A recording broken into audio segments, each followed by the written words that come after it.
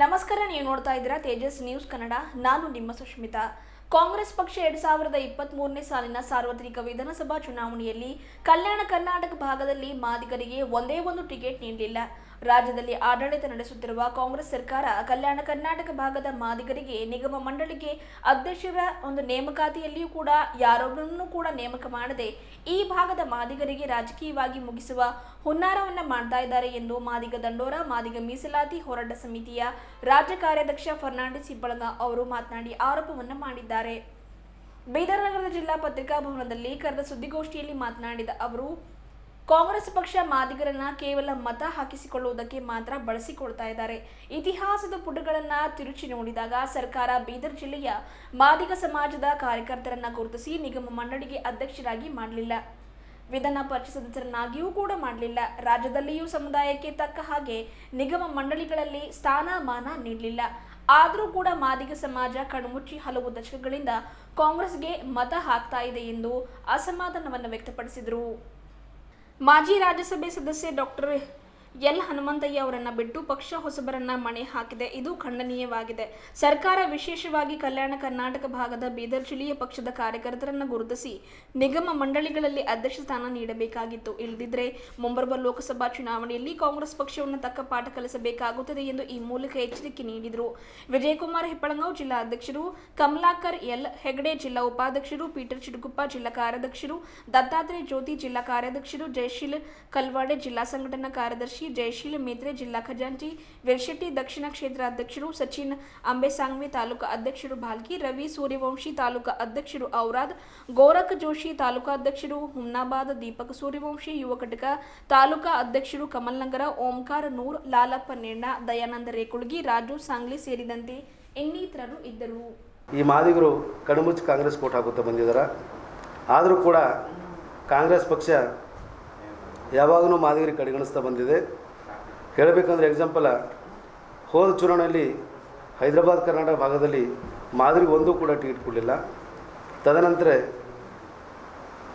ಮುಖ್ಯಮಂತ್ರಿಗಳು, ಉಪಮುಖ್ಯಮಂತ್ರಿಗಳಿರ್ತಕ್ಕಂಥ D K Shivakumar ಅವರು ಹೇಳಿದರು, ಸಿದ್ದರಾಮಯ್ಯ ಹೇಳಿದರು, ಹಾಗೆ ಉಸ್ತುವಾರಿ ಸಚಿವರಾಗಿರ್ತಕ್ಕಂಥ ಈಶ್ವರ್ ಖಂಡ್ರೆ ಕೂಡ ಹೇಳಿದರು, ಮುಂಬರೋ ದಿನದಲ್ಲಿ ಮಾದಿಗರಿಗೆ ಅನ್ಯಾಯ ಇದೆ, ಕಲ್ಯಾಣ ಕರ್ನಾಟಕದಲ್ಲಿ ಒಂದೂ ಟಿಕೆಟ್ ಕೊಟ್ಟಿಲ್ಲ ಮಾದಿಗರಿಗೆ, ಅದನ್ನು ನಾವು ಸರಿಪಡಿಸ್ತೀವಿ ಅಂತ ಹೇಳಿದ್ರು.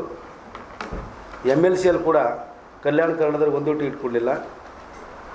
ಈಗ ನಿಗಮ ಮಂಡಳಿಯಲ್ಲಿ ನೋಡಿದ್ವಿ ನಾವು, ಹೈದರಾಬಾದ್ ಕರ್ನಾಟಕ ಭಾಗದಲ್ಲಿ ಒಬ್ಬರಿಗೂ ಕೂಡ ನಿಗಮ ಮಂಡಳಿ ಮಾಡಲಿಲ್ಲ.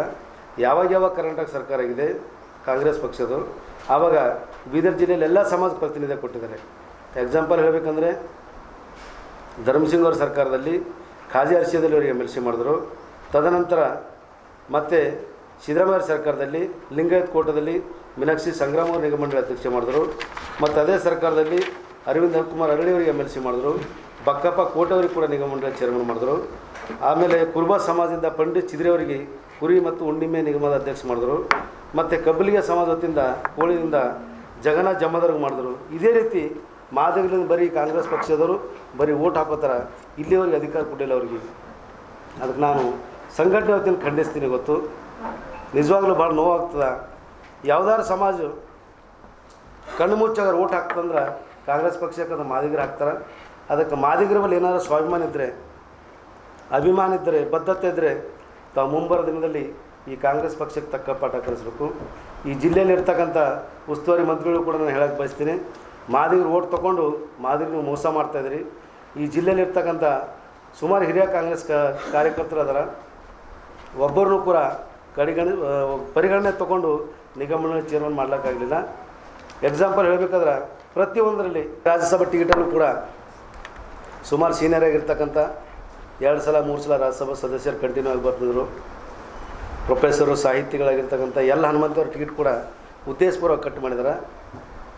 ಈ ಕಾಂಗ್ರೆಸ್ ಪಕ್ಷ ಎಲ್ಲೋ ಒಂದು ಕಡೆ ಮಲ್ಲಿಕಾರ್ಜುನ ಖರ್ಗೆ ಅವರು AICC ಅಧ್ಯಕ್ಷ ಆದಮೇಲೆ ಸಂಪೂರ್ಣವಾಗಿ ಮಾದಿಗರಿಗೆ ತುಳಿಯುವಂಥ ಕೆಲಸ ಮಾಡ್ತಿದೆ. ಯಾವುದಾದ್ರೂ ಸಮಾಜ ಕಾಂಗ್ರೆಸ್ ನಂಬಿಕೆ ಇಟ್ಟು ಓಟ್ ಹಾಕ್ತದೆ, ಅದು ಮಾದಿಗ ಸಮಾಜದ. ಸುಮಾರು ಈ ಸರ್ಕಾರ ಸ್ವತಂತ್ರ ಆದ ನಂತರ ಸಂಪೂರ್ಣವಾಗಿ ಕಣ್ಮುಚ್ಚಿ ಕಾಂಗ್ರೆಸ್ ಓಟ್ ಹಾಕೋತಾ ಬಂದಿರತಕ್ಕಂಥ ಸಮಾಜ ಆದರೆ ಮಾದಿಗರದಾರ. ಅದರ ಸಂಪೂರ್ಣ ಮಾದಿಗರಿಗೆ ಕಡೆಗಣಿಸ್ತಿದ್ದಾರೆ. ಹೈದರಾಬಾದ್ ಕರ್ನಾಟಕದಲ್ಲಿ ಕಲ್ಯಾಣ ಕರ್ನಾಟಕ ಕೂಡ ಟೋಟಲಿ ಇಲ್ಲಿರ್ತಕ್ಕಂಥ ನಾಯಕರು ಮಾದಿಗಳಿಗೆ ಒಟ್ಟು ಕ್ಯಾರೆ ಅಂತಿದ್ದಾರೆ. ಇವ್ರು ಓಟ್ ಹಾಕ್ಲಕ್ಕೆ ಬೇಕು, ಓಟ್ ತೊಗೋತಾದ್ರೆ ಆದರೆ ಸರ್ಕಾರದಲ್ಲಾಗಲಿ ಪಕ್ಷದಲ್ಲಾಗಲಿ ಇವ್ರು ಯಾವುದೋ ಸ್ಥಾನಮಾನ ಕೊಡ್ತಲ್ಲ.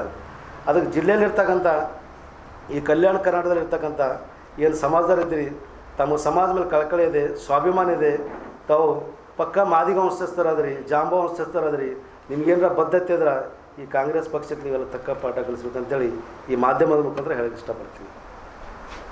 ಅದೇ ಬಿಜೆಪಿ ಈಗ ನೀವು ಕಾಂಗ್ರೆಸ್ಸಿಗೆ ಓಟ್ ಹಾಕ್ತಾರೆ, ನೀವೇ ಎಲ್ಲ ಮಾದಿಗ ಮುನ್ನಡೆ ಬೇರೆ ಬೇರೆ ಕಾರ್ಯಕ್ರಮ ಬಿಜೆಪಿ ಓಪನ್ ಸಪೋರ್ಟ್ ಮಾಡಿದ್ರು. ಕಾಂಗ್ರೆಸ್ ನಿಮ್ಗೆ ಯಾಕೆ ಮಾದಿಗ ಸಮುದಾಯದ ಕಾಂಗ್ರೆಸ್ ನಾಯಕರು ವಿಶೇಷವಾಗಿ ರಾಜಕೀಯ ನಾಯಕರ ಗುಲಾಮರಾಗದೆ ನಮ್ಮವ್ರು ಏನಂದ್ರೆ ರಾಜಕೀಯ ಅಧಿಕಾರ ಪಡಿಬೇಕು, ಫೋಟೋಗಳಿಗೆ ಅಷ್ಟೇ ಸೀಮಿತ ಆಗ್ತಾ ಇದ್ದೀವಿ. ನಾವು ರಾಜಕೀಯ ಅಧಿಕಾರ ಪಡೆದಾಗ ಮಾತ್ರ ನಾವು ಆರ್ಥಿಕವಾಗಿ ಶೈಕ್ಷಣಿಕವಾಗಿ ಸರ್ಕಾರ ಮುಂದೆ ಬರ್ತೀವಿ. ನಾನೊಬ್ಬ ಚೆನ್ನಾಗಿದ್ರೆ ಅಂತ ಸಾಕು ಅನ್ನೋರು ಸುಮಾರು ಜನ ಇದ್ದಾರೆ. ಹಾಗಾಗೋದು ಬೇಡ. ನಾನು ಮತ್ತು ನನ್ನ ಸಮುದಾಯ ಅಂತೇಳಿ ಯಾವಾಗ ನಾವು ಮುಂದೆ ಬರ್ತೀವೋ ಆವಾಗ ಮಾತ್ರ ನಮ್ಮ ಸಮುದಾಯ ಅಭಿವೃದ್ಧಿ ಹೊಂದಕ್ಕೆ ಅಭಿವೃದ್ಧಿ ಹೊಂದ್ತದ. ಹೀಗಾಗಿ ನಮ್ಮ ಸಮುದಾಯ ನಾಯಕರಲ್ಲಿ ಒಂದು ಮನವಿ ಮಾಡ್ತೀನಿ, ಆ ಪಕ್ಷ ಈ ಪಕ್ಷ ಅನ್ನೋದಕ್ಕಿಂತ ಸಮುದಾಯ ಅನ್ನೋದು ಫಸ್ಟ್ ನಾವು ಅರ್ಥ ಮಾಡಿಕೊಂಡು ಮುಂದೆ ಬರ್ಬೇಕಂತೇಳಿ ನಾನು ಹೇಳಕ್ಕೆ ಇಷ್ಟಪಡ್ತೀನಿ. ಕಾಂಗ್ರೆಸ್ ಪಕ್ಷ ಒಂದು ವೇಳೆ ಮೊದಲೇ ಒಳ ಮೀಸಲಾತಿ ಜಾರಿ ಮಾಡಿದರೆ ಇಡೀ ಮಾದಿಗ ಸಮುದಾಯ ಕಾಂಗ್ರೆಸ್ ಪಕ್ಷದ ಪರವಾಗಿ ನಿಲ್ತಿತ್ತು. ಅವ್ರು ಮಾಡಿಲ್ಲ. ಇವಾಗ BJP ಅವರು ಪ್ರಧಾನಿ ನರೇಂದ್ರ ಮೋದಿ ಅವರು ಹೈದರಾಬಾದ್ ಬಂದು ನಾವು ಒಳ ಮೀಸಲಾತಿ ಪರವಾಗಿದ್ದೀನಿ, ಒಳ ಮೀಸಲಾತಿ ಜಾರಿ ಮಾಡ್ತೀವಿ, ಒಂದು ಕಮಿಟಿಯನ್ನು ಕೂಡಿಸ್ತೀವಿ ಅಂತ ಮೋದಿ ಅವರೊಂದು ಭರವಸೆ ಕೊಟ್ಟಿದ್ದಾರೆ. ಒಂದು ವೇಳೆ ಅವ್ರು ಮಾಡಿದರೆ ಅವ್ರು ಪರವಾಗಿರ್ತೀವಿ, ಅವ್ರು ಮಾಡಿಲ್ಲ ಅಂದ್ರೆ ಅವ್ರಿಗೆ ಬಿಟ್ಬಿಡ್ತೀವಿ. ನಾವು ಯಾವುದೇ ಒಂದು ಪಕ್ಷದ ಗುಲಾಮರಲ್ಲ, ನಾವು ಸಮಾಜದ ಪರವಾಗಿ ಹೋರಾಟ ಮಾಡೋಂಥವ್ರು. ಸರ್ ಹೇರಿಂಗ್ ಇಲ್ಲ, ಮಾರ್ಚ್ 1 ಅಂತ ಕೊಟ್ಟಿದ್ದಾರೆ. ಒಂದು ರೌಂಡ್ ಹಿಯರಿಂಗ್ ಆಗಿದೆ ಸರ್, ಇನ್ನೊಂದು 2 ರೌಂಡ್ ಹಿಯರಿಂಗ್ ಆಗಿದೆ. ಅದೇ ಹಿಯರಿಂಗ್ ಆಗಿದೆ ಅಷ್ಟೇ, ಇನ್ನು ಫೈನಲ್ ಏನೂ ಆಗಿಲ್ಲ. ಅದು ಮಾರ್ಚ್ ತಿಂಗಳಲ್ಲೂ ಆಗಬೇಕು, ಇನ್ನು ಡೇಟ್ ಫೈನಲ್ ಆಗಿಲ್ಲ. ಅದರಲ್ಲಿ ಅಂತಿಮ ತೀರ್ಮಾನ ಏನಂತ ಗೊತ್ತಾಗುತ್ತೆ. ಜಜ್ಮೆಂಟ್ಗಿದೆ